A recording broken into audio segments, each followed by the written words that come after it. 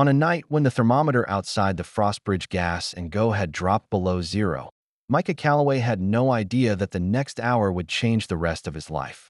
He stood behind the fogged-up counter, one arm in a cast, watching snow pile against the window in uneven drifts, when a sound tore through the silence that made his stomach drop before his mind even understood what it meant. By the time the night was over, he would have given blood to a stranger, broken a promise he made to himself about staying invisible, and met a woman whose whole world was about to collide with his own. If stories like this keep you watching until the very last second, do yourself a favor and hit subscribe to Wintervale right now. And leave a quick like before you go any further, because what happens next inside that gas station is only where it begins. There is something about the hush that settles over a town right after snowfall that always makes me think about how quiet the biggest turns in our lives can be before they get loud. And that quiet is exactly where I wanted to start Micah's story tonight. So pour something warm and let's begin.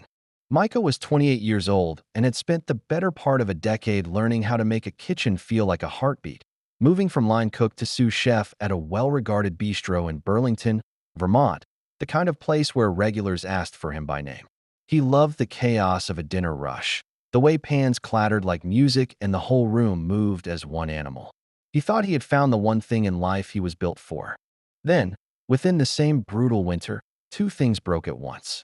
His marriage to Vanessa ended after 4 years, quietly, and then all at once, the way most collapses do.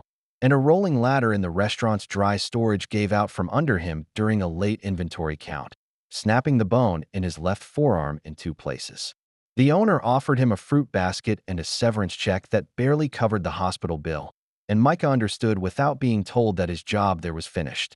He still remembered the exact evening Vanessa told him she was leaving, sitting across from him at their kitchen table with his arm freshly casted and propped on a pillow, her voice flat in a way that scared him more than shouting would have.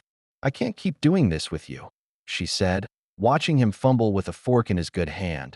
"I didn't sign up for a life where everything falls apart at once, and I have to be the one holding it together." He had asked her to give it time, and she had only shaken her head and said, "Some people are built for hard seasons, Micah, and I'm starting to think I'm just not one of them." He moved to Frostbridge because rent was cheap and nobody there had ever tasted his food or watched his marriage fall apart in front of them. And for a while that anonymity felt like the only mercy he had left. The gas station off Route 9 needed someone for the overnight shift, and a broken arm still counted as 2 working legs. So he took it without asking too many questions about what it meant for the life he used to picture for himself. Frostbridge itself was little more than a crossroads town tucked between 2 mountain ridges, the kind of place where the church bells still marked the hour and every business on Main Street closed by 7, leaving the gas station as the only light burning for miles once the snow started falling in earnest. Micah had grown almost fond of that particular kind of quiet, the way the whole town seemed to hold its breath under a fresh layer of snow, waiting for something, though he couldn't have said what. Gus Renner, who had managed the station for 11 years and looked like he'd weathered every one of Vermont's winters personally, was the only person in town who ever asked Micah how he was really doing. Gus was somewhere past 60, built like a fence post. With a gray beard he kept trimmed short and a laugh that came out in one dry bark. He never pried, but he left a thermos of coffee on the counter every night before he locked up, and some nights that thermos was the only kind thing that happened to Micah all day. Gus had his own quiet history with hard winters, though he rarely spoke of it directly. His wife had passed 6 years earlier during a January not unlike this one, and he had nearly sold the station twice in the years since, unable to decide whether keeping it open was a tribute to her or just a habit he hadn't found the courage to break. "You remind me a little of myself back then," he told Micah one slow night, not in a bad way, just in the way a man carries something heavy and still shows up anyway. Weeks passed in that gray, careful rhythm. Micah's arms slowly began to knit back together under the cast, and he told himself the same thing every night on his walk home through the snow, that once the bone healed, he would save enough to open something small of his own, even if it was only a sandwich counter with 4 stools. It wasn't much of a plan, but it was his, and some nights that was enough to get him through the cold walk home. The night everything changed started like any other.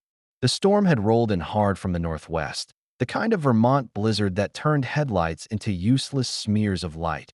and Micah had already resigned himself to a slow shift of restocking shelves and watching the parking lot fill with drifting snow.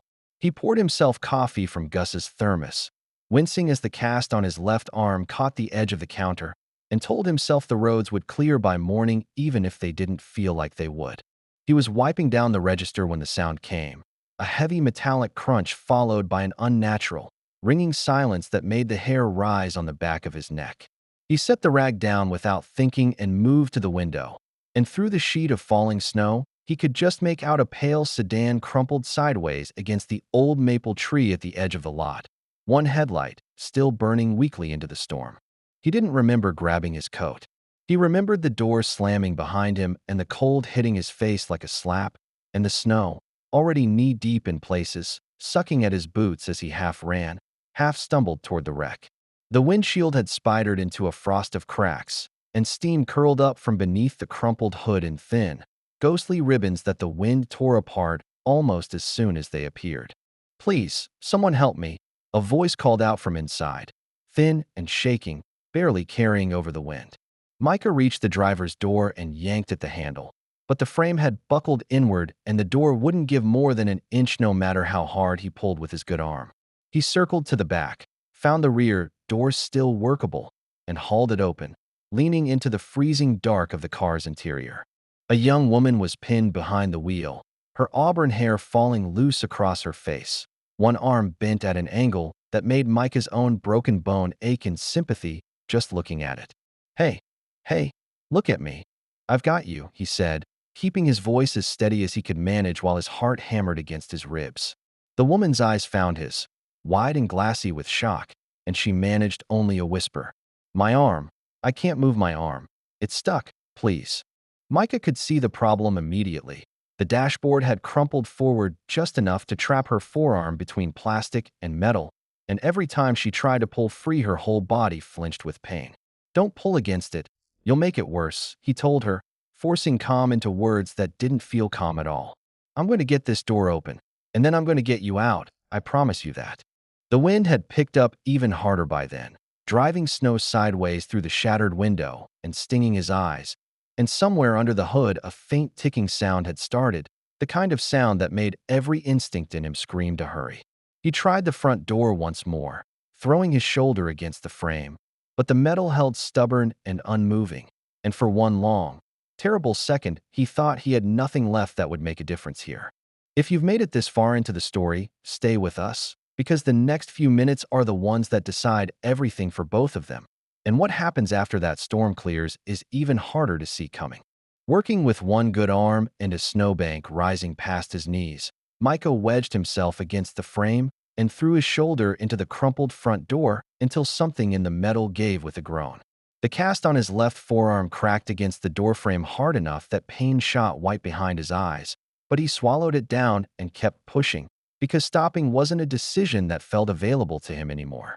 The door finally gave way enough for him to reach the dashboard, and he braced his boot against the frame and pulled with everything he had left, and the woman's arm came free all at once, drawing a sharp scream of pain from her that cut through the wind.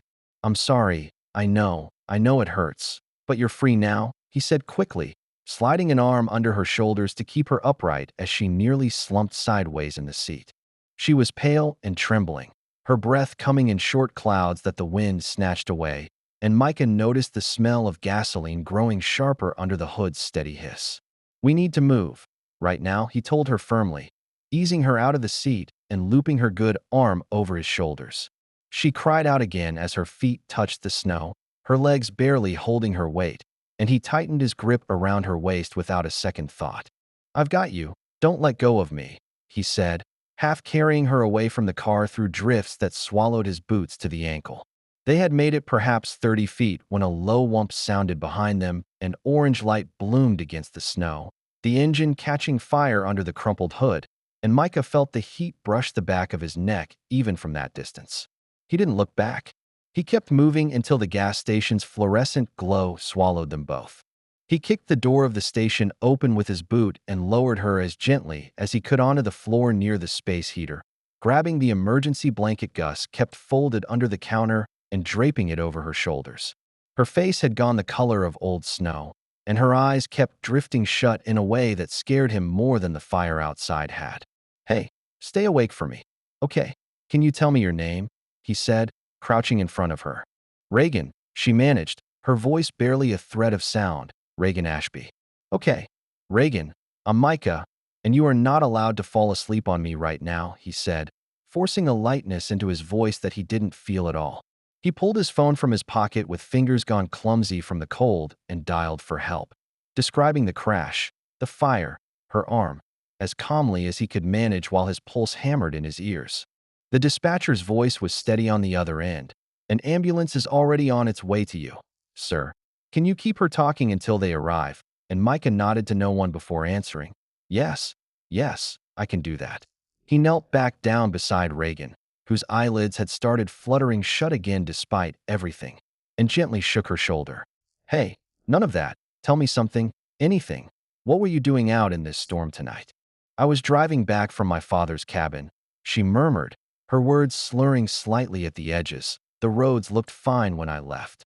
Micah kept her talking about nothing in particular, her favorite coffee order, the record store she used to work at during college, anything to keep her voice moving and her eyes open, until the wail of sirens finally cut through the wind and red and white light washed over the station's windows.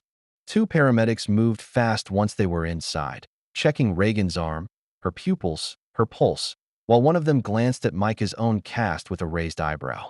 "That arm's already broken," the younger paramedic said, half question and half accusation.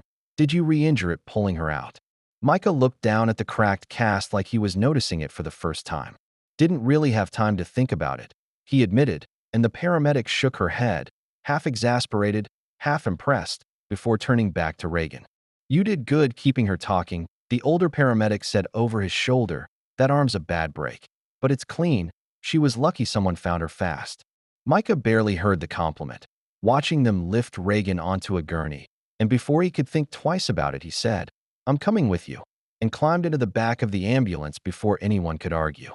The ride into Burlington General felt like it lasted both an instant and forever, snow streaking sideways past the windows, while a paramedic monitored Reagan's vitals and murmured reassurances Micah couldn't quite make himself believe were enough. Reagan's eyes found his once, halfway through the ride, glassy with pain and cold, and she managed a faint, broken smile. "Thank you," she whispered. "You didn't have to do any of that." He shook his head.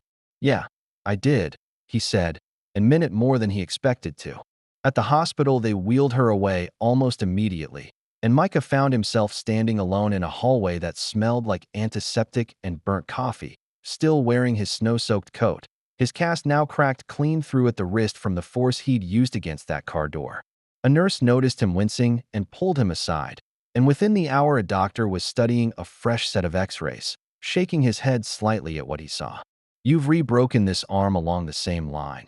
And from what you're telling me, in the middle of pulling someone out of a wrecked car," the doctor said, not quite hiding his admiration. Micah managed a tired laugh. "Didn't really think about it at the time," he admitted, and the doctor recast his arm in silence for a while before asking quietly how Reagan was doing, the woman he'd come in with, and something in his tone told Micah he already knew who her family was. "She's stable," the doctor said finally. "Her arm's fractured in two places, but it'll heal clean. She's a lucky woman tonight." Micah nodded, feeling something in his chest loosen for the first time since he'd heard that first metallic crunch through the storm. He sat in the waiting area afterward with his newly recast arm throbbing dully, staring at the falling snow through a tall hospital window, and let himself feel, just for a moment, something close to peace. Down the hall, in a room Micah hadn't been allowed into yet, Reagan had woken to the sting of a fresh cast being set and the sound of her father's voice before she even opened her eyes. "Dad," she murmured, and Harold was at her side instantly, gripping her good hand like he could hold her together through sheer force of will. "I'm here, sweetheart. I'm right here," he said, his usual composure nowhere in sight. "Don't you ever scare me like that again. Do you understand me?" Reagan managed a weak laugh despite the pain. "Wasn't exactly part of my evening plans either," she whispered, and Harold pressed his forehead briefly to the back of her hand, unable to speak for a moment. When she finally asked about the man who had pulled her out, a nurse mentioned, almost in passing, that he was still in the waiting room getting his own arm looked at, and something in Harold's expression sharpened into an attention Reagan recognized from every business deal she'd ever watched him close. "Get his name," Harold said quietly to the nurse, "and find out everything you can, not because I don't trust him, but because my daughter is alive because of him, and I intend to know exactly who that is." He was still sitting there when a man in a long charcoal overcoat strode down the hallway with the unmistakable energy of someone used to rooms rearranging themselves around him. Silver hair immaculate despite the storm outside, his expression carved from equal parts fear and fury that hadn't yet found somewhere to land. He stopped in front of the nurse's station, said, "Reagan Ashby, my daughter," in a voice that made two nurses move at once, and Micah understood before anyone said a word who this had to be. Harold Ashby found Micah 20 minutes later, after seeing his daughter, after hearing the story from the paramedics in careful, procedural language that didn't capture any of what it had actually felt like to be inside it. He crossed the waiting room with his hand already extended, and there was something raw and unguarded in his face that all his money clearly hadn't prepared him for. "You're the man who pulled her out," he said, and it wasn't quite a question. Micah stood, feeling suddenly aware of his soaked, gas station uniform against Harold Ashby's tailored coat. "Just did what anyone would have done," he said, and Harold shook his head slowly. "No," he said, "most people would have called it in and stayed in their car. You went out into that storm with a broken arm and pulled my daughter out of a burning wreck. Don't you dare shrink that down in front of me." There was a long pause, filled only with hospital noise and the distant hush of the storm still working outside, before Harold spoke again, quieter now. "I don't know how to thank you for something like this," he said, "but I intend to try, and I don't intend to take no for an answer, so save your objections for later. Son, you're going to need the energy." Micah wanted to argue anyway, out of habit more than conviction, but something in the older man's face stopped him, a rawness that had nothing to do with money or gratitude speeches and everything to do with a father who had nearly lost the only family he had left. "I don't need anything," Micah said anyway, quieter than he meant to. "I know," Harold answered. "That's exactly why I intend to give it to you regardless. People who need nothing are usually the ones who deserve everything and never ask." Micah spent that first week back at the gas station with his arm freshly recast, half expecting the whole encounter to fade into something he'd remember fondly and nothing more, the way most strange, intense nights eventually did. Instead, on the fourth night, headlights swept across the lot again, slower this time, deliberate, and Reagan climbed out wearing her own new cast and an expression that suggested she had been building up the nerve to do this all day. "I wanted to say thank you properly," she said, standing awkwardly by the counter, without an ambulance involved this time. Micah poured her a cup of Gus's coffee without being asked, sliding it across the counter with a small, uncertain smile of his own. "You didn't have to drive all the way out here for that," he said, and Reagan shrugged, wrapping both hands around the cup despite the cast making it slightly awkward. "Maybe I wanted an excuse," she admitted, and for a while neither of them said much else, content just to sit there together while snow gathered quietly against the windows outside. Weeks passed while Reagan's arm healed under a cast not unlike Micah's own, and in that time something unexpected took root between them, built first over that unplanned cup of gas station coffee, and then, more deliberately after that, over coffee at a diner near the Ashby estate where she insisted on meeting him, cast and all, because staying home felt too much like hiding from something she wanted to understand better. Reagan Ashby was 26, sharp and funny in a way that surprised Micah every time, with green eyes that studied him like she was trying to solve something and a laugh that came easier than he expected from someone who'd grown up inside gates and driveways longer than most people's houses. She told him about growing up half-raised by nannies while her father built an investment firm from nothing, and how the accident that night had scared her less than the years of silence that came before it. "I keep thinking about how quiet it was after the crash, before you got the door open," she told him one afternoon at the diner, snow falling steadily outside the window while she stirred sugar into coffee with her good hand.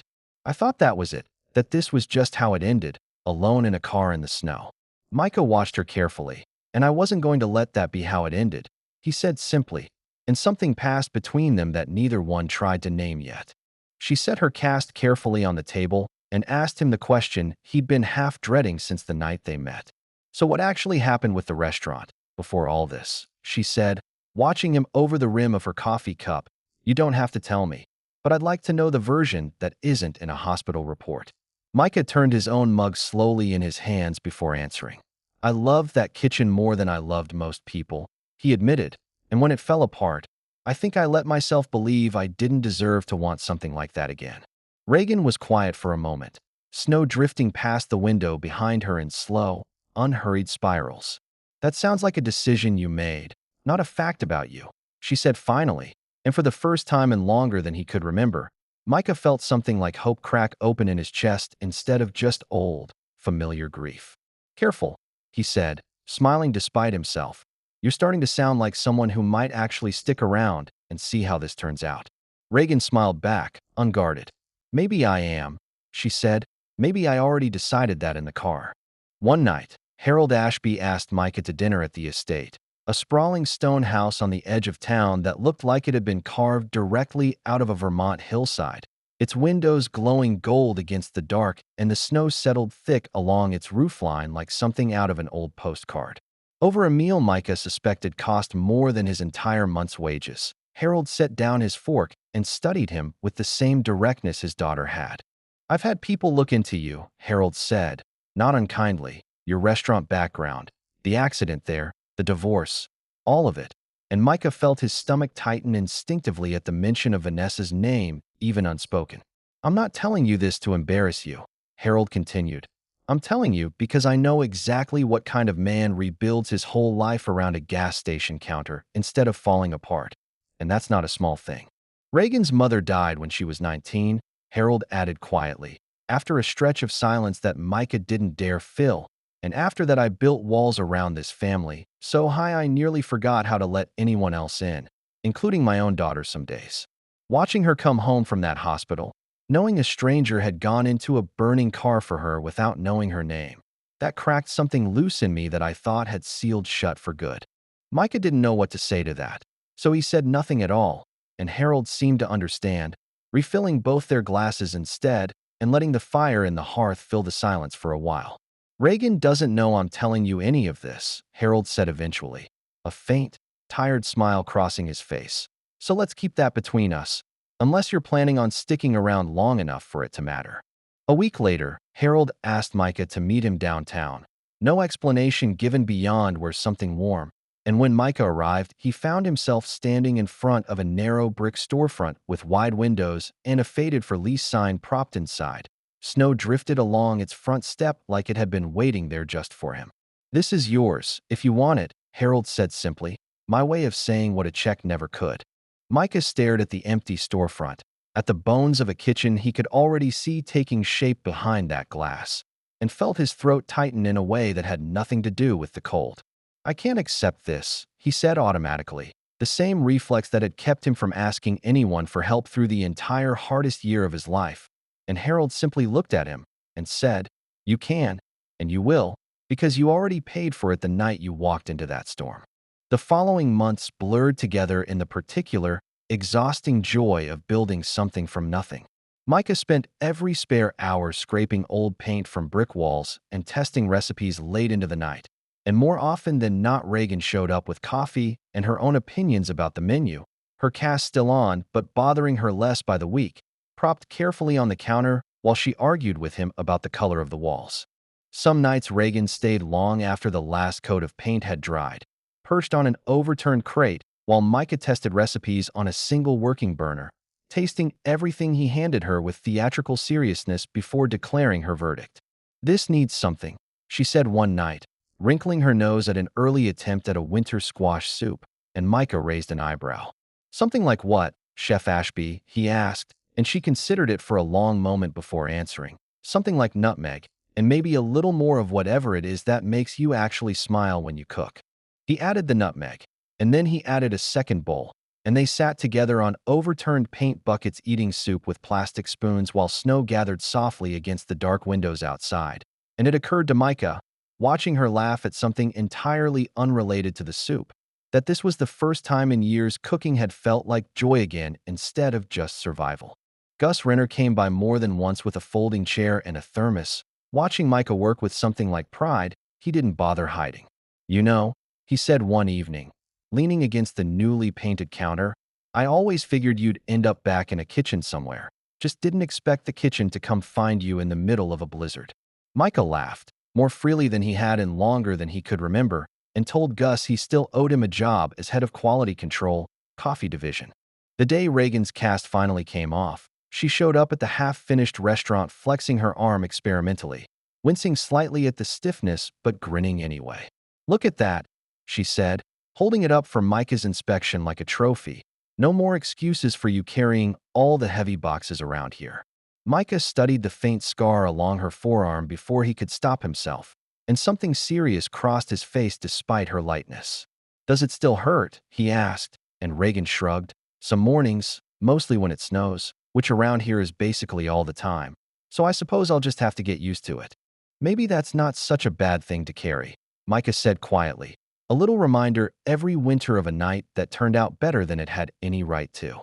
Reagan looked at him for a long moment, something softening in her expression, and reached out to squeeze his hand, the same hand that had pulled her free of that wreckage months earlier. "I've started thinking of it that way too," she admitted. "Mine's just a little more visible than yours." Then, 3 days before the restaurant's planned opening, a woman walked through the half-finished dining room in heels entirely unsuited to construction dust, blonde hair cut into a sharp, expensive bob, and Micah felt every bit of warmth drain out of the room the moment he recognized her. "Vanessa," he said, and his ex-wife smiled the way she always used to when she wanted something, a smile that had once made his stomach flip and now only made it turn. "I heard about your little windfall," Vanessa said, glancing around at the exposed brick and gleaming new equipment with an expression somewhere between admiration and calculation. "Quite the story. Gas station hero rescues an heiress. Practically writes itself." Micah kept his voice level with effort. "What do you want, Vanessa?" he asked, and she shrugged one shoulder, delicate and deliberate. "Our divorce was never actually finalized," she said. "Not while you were in the hospital re-breaking your arm for some stranger. There was a paperwork error. My lawyer found it last week." The words hit Micah like a physical thing, and for a long moment he could only stare at her, waiting for the punchline that didn't come. "That means everything you've acquired since then, technically, is still community property," Vanessa continued, almost gently, as though she were doing him a favor by explaining it slowly. "This restaurant included, and I think it's only fair I get my share, don't you?" He wanted to laugh, except nothing about her expression suggested she was joking, and the cold that had settled into his chest that first snowy night came rushing back tenfold. "You left me the week I broke my arm, Vanessa," he said quietly. "You didn't want any part of my life then," and Vanessa's smile thinned just slightly at the edges. "Circumstances change," she said, "and so does what a person's willing to fight for." Reagan found him an hour later sitting on an overturned paint bucket in the empty dining room, staring at nothing, and it took very little coaxing before the whole story came spilling out of him. The clerical error, the community property claim, the restaurant that suddenly didn't feel like his anymore. "I built this with my hands," he said, his voice rough, "and now some technicality means I might lose it to the one person who walked away when things actually got hard." Reagan sat down beside him on an equally uncomfortable paint bucket, her expression sharpening into something Micah hadn't seen from her before, quiet and fierce all at once. "My father has lawyers who eat paperwork errors for breakfast," she said, "and this is not a fight you're having alone, not after everything you did the night we met. So let us help you. Actually, let us, this time." 2 days later, Micah sat across a conference table from Vanessa and her attorney while Harold's lead lawyer, a sharp, unhurried woman named Denise Fallon, laid out a folder of documents without any particular hurry. "Your filing references a clerical delay from the county clerk's office," Denise said, sliding a paper across the table toward Vanessa's attorney. "Except the original decree was recorded 11 months ago, which your client would know if she'd actually checked before threatening litigation." Vanessa's composure slipped for just a moment before she caught it again. "There must be some mistake," she said, and Denise only smiled thinly. "There was," she agreed, "yours." Vanessa turned to Micah then, some of her earlier confidence draining out of her voice. "You really found someone else that fast," she said, quieter now, almost like an accusation. Micah met her eyes without flinching. "I found someone who shows up," Vanessa, he said simply. That's really all it ever was. She didn't have an answer for that. And within the hour, her attorney was quietly withdrawing the claim. The paperwork error revealed to be nothing more than a filing delay long since corrected. Vanessa didn't come back to the restaurant after that, and Micah found he didn't miss the version of her that had walked through his door expecting an easy win. Even with the legal storm cleared, something in Micah still hesitated when it came to Reagan, some old, careful part of him that remembered exactly how quickly a life could be rebuilt only to collapse again. The night before the restaurant's opening, they stood together outside the storefront, snow falling softly under the streetlights in the kind of unhurried, gentle way that made the whole street look like it was holding its breath. I keep waiting for you to realize this was all just adrenaline, Micah admitted quietly, watching snowflakes catch in Reagan's hair, that none of this makes sense outside of one crazy, terrifying night, that a gas station clerk and an heiress isn't a real thing that happens. Reagan turned to face him fully, her breath fogging in the cold air between them. It was never about the night, she said. It was about the fact that when everything was on fire, quite literally, you didn't hesitate. And I have spent my whole life around people who hesitate about everything. I'm not asking you to save me again, she continued, softer now. I'm asking you to let this be something ordinary, something that gets to just be good without an emergency attached to it. And Micah felt the last of his hesitation crack open like ice, giving way under a slow thaw. He reached for her hand, careful of the arm that had healed but would probably always ache a little in weather like this, and said, "Okay, then let's find out what ordinary looks like." The restaurant opened 3 days later under a new sign that read The Snowbound Fork, a name Reagan had suggested half as a joke about the night they met and half because Micah genuinely loved it. And by 7 o'clock, the narrow dining room was full of warm light, clattering pans, and the particular hum of a kitchen finally feeling like a heartbeat again. Gus sat at the counter with his thermos, refusing to admit he was proud, and Harold Ashby arrived fashionably late with a bottle of wine he insisted was just an ordinary gesture between friends. Toward the end of the night, once the last table had cleared, Gus lingered by the door pulling on his coat, and he stopped to look back at the room, at Micah wiping down the counter and Reagan stacking chairs one-handed despite everyone telling her not to bother. "You know, I was going to sell the station this spring," Gus admitted quietly. "Didn't see much point keeping it open with just me rattling around in it." Micah looked up, surprised. "And now?" he asked. "Now I think I'll keep it a while longer," Gus said, clearing his throat roughly. "Man never knows what's going to walk through that door on a snowy night. Seems like a shame to lock it before he finds out." Snow kept falling steadily outside the windows all through that first night, soft and unhurried, settling over Frost Bridge the way it always had, indifferent to the small, enormous things happening beneath it. And Micah paused once in the middle of the dinner rush to look out at it, remembering another storm not so long ago that had taken almost everything from him and somehow, impossibly, given it all back. Reagan found him there at the window during a brief lull, slipping her good arm through his, and together they watched the snow come down over the street where a wrecked car and a stranger's hand had once changed the entire shape of both their lives.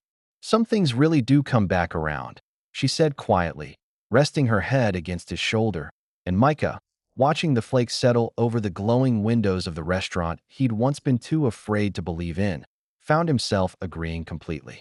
A year later, almost to the night, snow fell over Frost Bridge in the same slow, deliberate way it had the evening everything began, and Micah stood outside the restaurant closing up after a full house, Reagan waiting for him under the streetlight with 2 coffees from the diner where they'd first really talked. "To the maple tree," she said, lifting her cup slightly in a private toast they had started as a joke and somehow never stopped, "for nearly ruining my car and somehow fixing everything else."